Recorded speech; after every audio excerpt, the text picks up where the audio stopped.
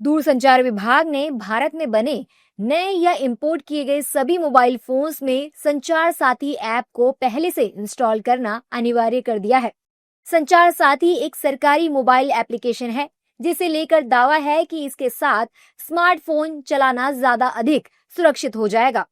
ये app users को अपने मोबाइल कनेक्शन को ट्रैक करने, ये जांचने कि उनका फोन असली है या नहीं और फोन खो जाने या चोरी होने पर उसे ब्लॉक करने में मदद करता है। लेकिन विपक्ष को ये ऐप बिल्कुल रास नहीं आ रहा है। विपक्षी नेता इस ऐप का कड़ा विरोध कर रहे हैं। You said snooping app, so it is a snooping app. I mean, clearly, it's ridiculous. Now, where else do they want to, I mean, citizens have their right to privacy. Even all of you must have a right to privacy to send your messages to family, friends, without the government looking at everything. It's not just one thing. It's not just snooping on the telephone. It's overall. They are turning this country into a dictatorship. In every form. You ask me every day why Parliament is not functioning. It's not functioning because they are refusing to talk about anything. So it's very easy to blame the opposition. But the fact is they are not allowing any discussion on anything. देश को हम कहाँ लेके जा रहे हैं?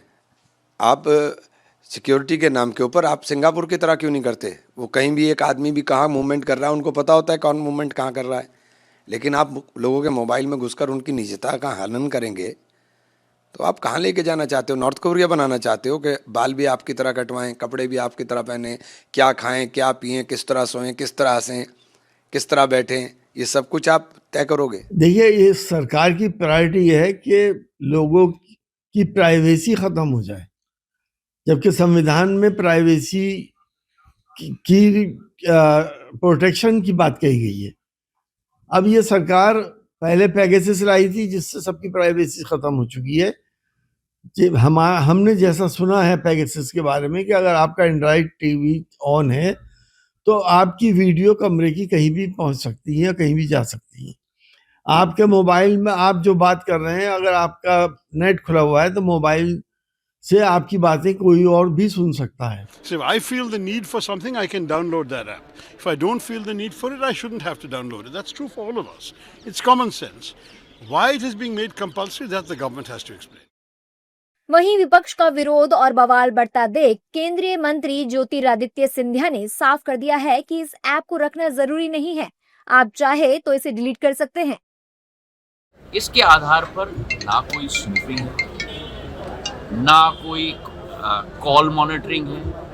अगर आप चाहते हो तो इसको आप एक्टिवेट करो, अगर आप नहीं चाहते तो इसे एक्टिवेट मत करो, ऑप्शनल हो। सुनिए ना, अगर आप इसको अपने फोन पे रखना चाहते हो तो रखो, अगर आप इसको डिलीट करना चाहते हो तो डिलीट करो। जिस तरीके से, उदाहरण के तौर पर आपके फोन पे जब आप फोन खरीदते हो तो उस पर कई ऐप्स आ जाती है, जैसे गूगल मैप्स भी आ जाता है। अब आपको गूगल मैप इस्तेमाल नहीं करना है तो आप डिलीट कर लो, अगर आपको संचार साथी इस्तेमाल नहीं करना है तो डिलीट कर दो। ऑब्वियसली डिलीट कर सकते हो आप, कोई प्रॉब्लम नहीं है। लेकिन ये क्लैरिफिकेशन अभी तक एक मिनट, वही तो हर भ्रम डेटा प्रोटेक्शन ये कस्टमर प्रोटेक्शन की बात है और हर भ्रम को मैं तोड़ने की कोशिश कर रहा हूँ। आपको डिलीट करना है तो आप डिलीट कर दोगे। आप ये ऐप संदिग्ध कॉल, धोखाधड़ी के प्रयास और संदिग्ध लिंक को रिपोर्ट करने की सुविधा भी देता है। सोमवार से ही संचार साथी को मोबाइल फोन में अनिवार्य किए जाने पर लगातार हंगामा मचा है। विपक्ष सरकार पर इस ऐप के जरिए जासूसी करने का आरोप लगा रहा है। हालांकि सिंधिया की सफाई के बाद काफी चीजें स्पष्ट हो गई हैं।